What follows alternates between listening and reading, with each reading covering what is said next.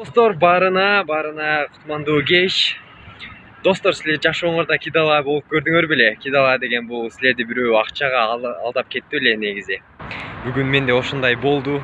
Анда дагы чоң, аябай чоң суммага. Окуя мындай болот. Биз бир домдо иштейбиз, косметика жасап.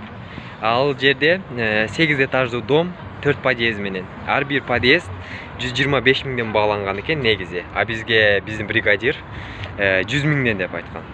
Ал жерден 25 миңден дагы өзүнүн чөнтөгүнө уруп калган экен. Аны биз бүгүн эле билип атабыз, бул бүт нерсени кандай болгонун.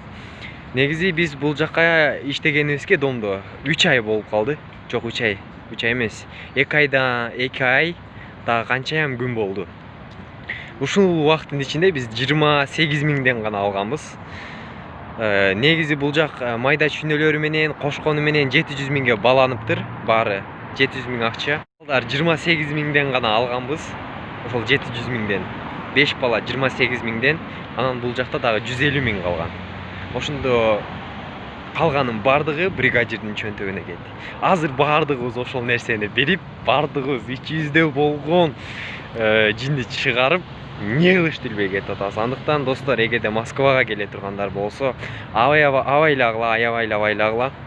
Бул жакта эми ошончо акчаны, мисалы үчүн 350 миңден нары акча, 350 миң ушундайга жакын акча бир адамдын чөнтөгүнө кетип калып атат. 350 миңге кидала болот экенбиз ошондо. Бүт так санды эсептеп көргөндө.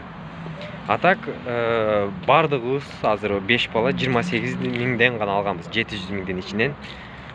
Ушундай экен.